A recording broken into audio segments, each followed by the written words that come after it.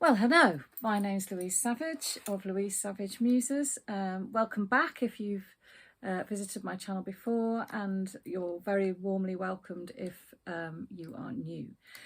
So today I am going to share with you a load of books that I seem to have acquired. It's quite a haul, brace yourselves, could take a while, during the month of March. So earlier on in the month I was up in the Wirral, and I have a big bag down here full of books. Sorry, I'm going to be grovelling a little bit. I'm just going to sort of, you can hear me rummaging. And inside the bag there are all sorts of treats. First up, Simon and I visited a lovely shop on the Wirral called Lingham's. I had never actually been there before, and know it's one of Simon's favourite bookshops. And I picked up 3 novels there that I'm really excited for. And I'm going to put my glasses on now because otherwise I probably won't be able to tell you much about them. So this one is by Taymour Soomro, and it's called Other Names for Love. Now, I haven't seen this before. I haven't seen anything about it online. I don't know whether that's just me. I don't know when it was written. When was it written? It was published 2022. And this sounds really interesting. One boy's life-changing summer in rural Pakistan. Hypnotic story of fathers, sons, and the consequences of desire. And I thought that sounded absolutely amazing. Actually, I've just realised I don't think I did get that at Lingham's. I think that's a book that Simon gave me. Simon Savage at Savage Reads. So apologies for that. I thought that was further down in the bag. Oh, Louise, get a grip. I definitely did buy this one at Lingham's. This is called What Strange Paradise by Omar Akkad. And it says on the back, the Washington Post said it was riveting. Visceral sense of the grisly predicament confronted by millions of people expelled from their homes. So this is about a Syrian boy and his journey as a refugee. Sounds incredibly moving. It's a subject that I feel very passionately about. If you haven't seen the amazing film The Swimmers, which Tim and I watched last night, I really recommend it. It's on Netflix at the moment. I think we watched it on. Yeah, really interesting and scarily current still, after all these years, scarily current topic. And then the other one, I'm trying to catch up. I'm trying to sort of read this year. I've been doing quite a lot of reading books written by women who I perhaps might have come across when I was younger but didn't. And Elizabeth Buchan is one of them. And this one appealed to me, I think, if you know me at all, for very obvious reasons. It's called Two Women in Rome. I love the title, A City Full of Secrets. And it's about a woman called Lottie who arrives in Rome newly married and ready for change. But she discovers a valuable 15th century painting and is drawn to find out more about the woman who left it behind. And that sounds really extraordinary, and who wouldn't want to spend a bit of time in Rome? Okay, so then we've got a series of books that Simon passed on to me. I've already shown you one of them. So this one is called A Burning by Megha Majumdar. A stunning debut. Yargassi recommends it. A girl walks through the slums of Calcutta holding an armful of books. She returns home smelling of smoke and checks her most prized possession, a brand new smartphone purchased on instalments on Facebook. There is only one conversation. I'm sorry, I think I might have been hiding behind the book there. That sounds really gripping to me, and Simon knows me really well because that book is right up my alley. I love books set in India and all parts of the Eastern world, really. He also gave me a copy of Alex Hyde's Violets, which I've heard him rave about. I know Harris and Harris books. Kate there, she raved about this book. So I'm really intrigued. That was a big hit last year, I think. Then I have a novel called Brutes. It doesn't really say much about it on the back. something about afraid to wear a skirt to school in 6th grade. So it looks like this is a novel set in a school environment by Dizz Tate, and it says on the side here that it's due out. It was due out last month, so this is a very recent novel. It doesn't. I'm just looking to see whether it's set. Oh right, okay. So we're in Florida, theme parks, bougainvillea, but something's wrong. The local preacher's daughter is missing. Nobody knows where she is.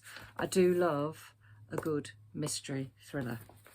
I'm going to have to just move these because otherwise there's going to be a great clatter in a minute while they all fall on the floor. Right, so they're going down there. What else? I've got a few more to unearth in this bag of generosity. Oh, The Wonder by Emma Donoghue, which he knows I've been wanting to read for a while because I love Emma Donoghue. Really, really enjoy her novels. The Sealed Letter. I love her short stories. I'm trying to remember what else. Oh, of course, she wrote Room, didn't she? Which became a very well-known film too. So that will be brilliant. And this is about a young nurse arriving in an impoverished... Oh, yes, of course, because it's been made into a film, hasn't it? Which I have actually seen and enjoyed, but I really want to read the novel version as well. Then Leila Slimani, who I'm a massive fan of, she wrote a novel called Adele. Her novels so far have been quite slim volumes, and this is called Watchers Dance. It's set in Morocco in 1968. It isn't due out until June this year, so I feel very privileged to have an early copy. I'm hoping I'll get onto this quite soon because I find her writing very compelling. She writes about really quite often quite disturbed, quite unusual women, and I've also read her non-fiction. I'm just looking to see if I can see it. Sex and Lies, which tells the story of women behind the veil in Morocco, and well, not just behind the veil actually, but it shares a whole range of female experiences, women that she's talked to, interviewed, knows, etc., etc. So I think she's a really interesting writer. Okay, and then the lovely Kate, no, this is by Katja, Beyond the Wall, East Germany, 1949 to 1990. Again, I love history. I remember that wall coming down very, very clearly in 1989. I loved it so well, I can't remember what it was called. What was it called? Stasi-Land by Anna Funder, where she's a journalist, Anna Funder, and she wrote about the experiences of people behind the Iron Curtain. So this is a historical text. Thank you very much to the lovely people at Random House, Penguin Random House, who sent this to me to have a good old read of. It's quite a tome, and it's the sort of book that I'll probably read a little bit at a time. So see how I get on with that. Oh, did you hear that thump? Ugh, good book thump. I hope that didn't do anything to your ears. And then it was Mother's Day yesterday, and my lovely son bought me a copy of, look at that, isn't that absolutely beautiful? This is a Waterstones exclusive edition, and it is signed by Costanza.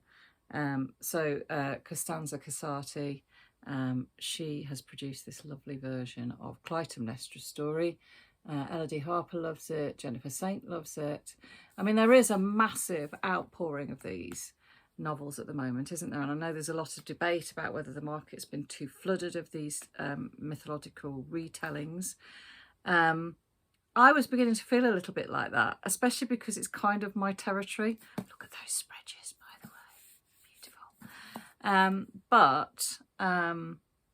So I had Jennifer Saint's Ariadne, and thought, oh, I don't know whether I really am ready for another retelling. But you know what? I absolutely loved it. I'm so glad I read it. I'm so glad I didn't put it off and read it in a few years' time. So I am really looking forward to this, and I know Simon really enjoyed reading it. And then finally, last but not least, I have Ayobami Adebayo's A Spell of Good Things.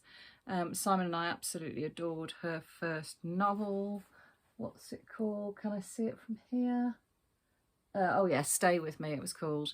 Really loved that. She's very clever. She wrote beautifully about domestic life, about a troubled relationship between a husband and wife because the wife couldn't conceive, or he couldn't fertilise her, whichever way you look at it.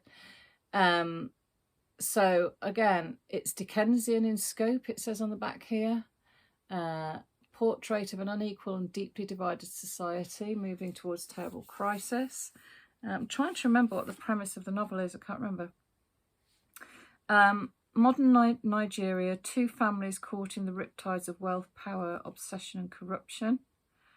Eniola is tall for his age, a boy who looks like a man.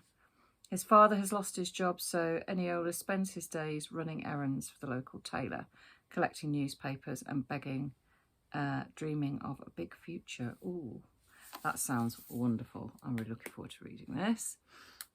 Also, I noticed in my bag, oh lordy, making a right old bustle. I noticed this because on my way up to see Simon, I went to the RSC with my daughter to see this production of The Tempest. I don't know if you can see. And honestly, it was utterly, utterly amazing. If they revive it, please, please go and see it. Alex Kingston, if you get a chance, if you're in the UK, Alex Kingston as Prospero was just unbelievable. I've always really enjoyed watching her on telly.